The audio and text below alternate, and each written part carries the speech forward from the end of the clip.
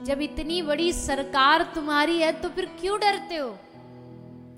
क्या ही तुम्हारा राहु बिगाड़ लेगा, क्या ही तुम्हारा केतु बिगाड़ लेगा, क्या तुम्हारा ग्रह बिगाड़ लेंगे? जिस पर श्री राधा रानी का अनुग्रह हो उसका कोई ग्रह कुछ नहीं बिगाड़ सकता। शनि देवता क्या बिगाड़ेंगे राधा रानी के चाहने वालों को? वो तो बरसाने के पास डेरा डाल के बैठे कि एक बार श्री जी की झलक मिल जाए, श्याम सुंदर की सेवा को मौका मिल जाए। उनको भजने वालों को शनि कभी परेशान करेंगे? बोले कदापि नहीं। परेशान छोड़ो भैया, जो प्रेमी जन होते ना उनके पीछे तो ये शनि, ये राहु, ये केतु, ये नवग्रह पीछे पीछे हाथ फैलाए घूमते हैं कि जो तुम्हारे भीतर भक्ति प्रेम है वो हमारी झोली में डाल दो, हमें भी दे दो ये थोड़ा सा रस।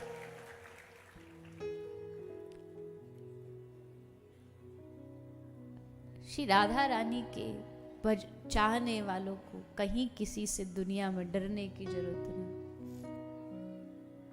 तो ये भाव आते ही मन से डर निकलेगा, इसलिए उनको अपना बनाना ही जीवन का सबसे बड़ा उद्देश्य है। गोपियों ने बना लिया, ग्वाल बालों ने बना लिया, इसलिए भगवान ने सब डर हटा दिया।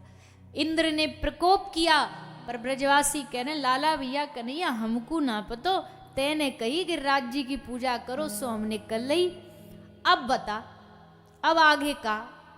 क्यों अब तो इंद्र देवता महाराज रूठ गए हो, नाराज है गए हो, अब यूं तो कछु ना कछु करके ही मानेगो, अब तू बता हम कैसे बचेंगे? ठाकुर जी बोले जब पूजा गिरिराज जी की करी तो बचावे वाले भी गिरिराज जी हैं, वो ही बचाएंगे, चलो हमारे संग। और सबको लेके ठाकुर जी आए और श्री गिरिराज धरन को, श्री गिरिराज पर्वत को श्री ठाकुर जी ने अपनी एक उंगली पर 7 कोस लंबे गिरिराज जी को ठाकुर जी धारण करके खड़े हो गए। सबरे ब्रजवासी गिरिराज जी के नीचे आके ठाड़े है गए और जोर जोरते कन्हैया की जय जयकार कर रहे हैं, अपने लाला को जय जयकार कर रहे हैं कि भैया आज तो जाने बचा लिए, नहीं तो हम तो सबरे डूब जाते, सबरे मर जाते। ठाकुर जी कैसे ऐसे कैसे मरन देंगे गिरिराज जी भगवान, जब तुमने उनकी शरण लई, गिरिराज धरन हम तेरी शरण, तो जब शरण लई लई है तो रक्षा तो गिरिराज जी को करनी पड़ेगी। सो महाराज और गिरिराज जी भगवान के परम भक्त हैं। आदि पुराण में कथा आती है, ये भगवान द्रोणाचल के पुत्र हैं श्री गिरिराज जी। तो जब त्रेता की कथा है, त्रेता युग की, जब त्रेता युग में राम जी सेतु बना रहे थे ना, तो सारे पत्थर लाए जा रहे थे, सब जगह से पत्थर ला ला करके समुद्र में लगाए जा रहे थे।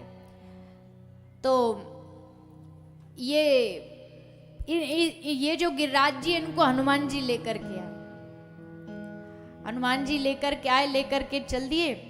तो श्री गिरिराज जी ने कहा कि देखो जी हमको लेके तो जा रहे हो, पर हम एक जगह हमको अगर उतार दोगे ना तो फिर वहां से हम उठेंगे नहीं। तो वो जब गिरिराज जी ब्रज से निकल के जा रहे थे तो ब्रज में आकर के गिरिराज जी ने सोचा कि हमको तो यही बसना है, क्योंकि द्वापर में हमारे ठाकुर जी आने वाले हैं, उनकी सेवा का मौका मिलेगा। तो उन्होंने अपना वजन बढ़ाया और श्री हनुमान जी ने वहीं श्री गिरिराज जी को स्थापित कर दिया। और उसके बाद से सदा सदा से श्री गिरिराज जी वहीं स्थापित रहे, उसी स्थान पर।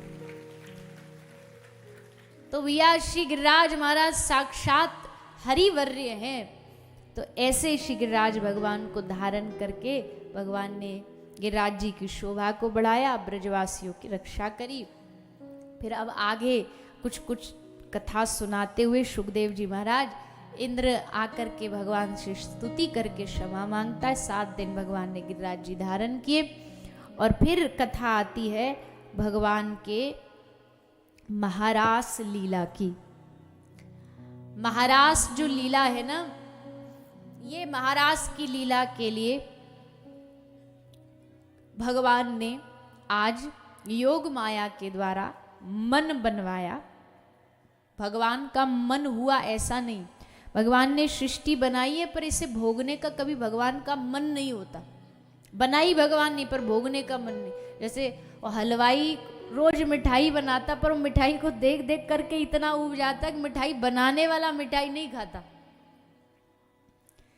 उसको देख देख करके उसकी खुशबू से ही उसका पेट भर जाता है। वो थोड़ी ना कोई दिन में 20-20 मिठाइयाँ खाता कि भाई चलो हम तो मिठाई बना रहे तो खा लेते। तो वैसे श्री ठाकुर जी ने संसार को बनाया पर संसार को भोगने की कभी इच्छा नहीं हुई उनकी, कभी कामना नहीं जागी। पर आज भगवान ने सोचा कि नहीं, आज हमको गोपियों को कुछ ऐसा देना चाहिए जो आज तक किसी को प्राप्त ना हुआ। और तब भगवान पिता रात्रि शरदोत फुल्ल मल्लिका विक्षरंतुम मनश्चक्रे योग माया मुपाश्रित। आज भगवान श्री कृष्ण ने योग माया के आश्रित होकर के महारास का मन बनाया और महारास का मन बना करके सब गोपियों के पास अपना निमंत्रण भिजवाया। बाकायदा ठाकुर जी ने इनविटेशन भेजा था, इनविटेशन कार्ड नहीं छपे वो अलग बात है, पर ठाकुर जी का इनविटेशन किससे जाता था? ठाकुर जी की बांसुरी से। ठाकुर जी की बांसुरी उनका इनविटेशन कार्ड है, वही न्योता दिए सब जगह घूमती रहती है। गोपियाँ कहती है ये बांसुरी में आग लग जाए, जर जाए ये बांसुरी। क्यों? गोपी कहती है हमारे तन मन में आग लगा के खुद तो चैन की नींद सोती है और चैन की नींद नहीं सोती। ठाकुर जी के इस दुनिया में बांसुरी ऐसी धन्य है, दुनिया सोती है मखमल के गद्दे पर, चारपाई पर, खाट पर इसको सोने के लिए चाहिए ठाकुर जी के अधर, ठाकुर जी के अधरों पे सोती है बड़ी मौज से, बड़ी शान से। और सोती है उसके बाद भी नखरे करती है। क्या नखरी करती है? मुझे तो बड़ी गर्मी लग रही है। तो ठाकुर जी जब पलक झपकाते हैं तो मानो ठाकुर जी बांसुरी की हवा कर रहे हैं। भगवान बोले अब ठीक है अब सो जाएगी? बोले नहीं कन्हैया मेरे तो पांव दुख रहे हैं। तो पद चापत दो कर से, ठाकुर जी उंगलियों से जब बजाते हैं ना तो मतलब ये बांसुरी के चरणों को दबा रहे हैं अपने कर से, अपनी उंगलियों से। और फिर भी गोपी कहती है कि इतनी सेवा करवाने के बाद खुद तो चैन की नींद सो जाती है पर हमारी नींद हराम करवा देती है। बांसुरी बजी तो फिर कहाँ गोपी को नींद आवे वाली है, फिर तो बेचैन। अब क्या करूं, क्या उपाय करूं कि ठाकुर जी के पास जाऊं, ठाकुर जी के डोरे जाऊं। बांसुरी बजाई आंखें रंग सो मुरारी। सूरदास जी ने लिखा आज कन्हैया ने कैसी बांसुरी बजाई? बांसुरी बजाई आछे रंग सो मुरारी, सुन के धुनी छूट गई शंकर की तारी। सुनकर के ध्वनि शंकर की तारी टूट गई। वेद पढ़न भूल गए ब्रह्मा ब्रह्मचारी। जो ब्रह्मा जी वेदों के ज्ञाता हैं वो वेद पढ़ना भूल गए। रसना गुण कही न सके ऐसी सुध विसारी। इंद्र सभा थकित भई लागी जब करारी। रंभा को मौन मिट्यो भूली नृत्यकारी। जमुना जू थकित भई नहीं सुध समारी। सूरदास मुरली है तीन लोक प्यारी। ऐसी बांसुरी ठाकुर जी ने बजाई तीनों लोकल में वाकी ध्वनि पहुंची और जा के कान में गई ध्वनि सोई। गोपी चल पड़ी, भाग पड़ी, ठाकुर जी के पास आकर के उनके सामने आके ठाड़ी है गई और बड़ी खुश है कि आज जन्मों जन्मों की हमारी प्रतीक्षा पूरी होने जा रही है। आज हमारा श्याम सुंदर से मिलन होने जा रहा है।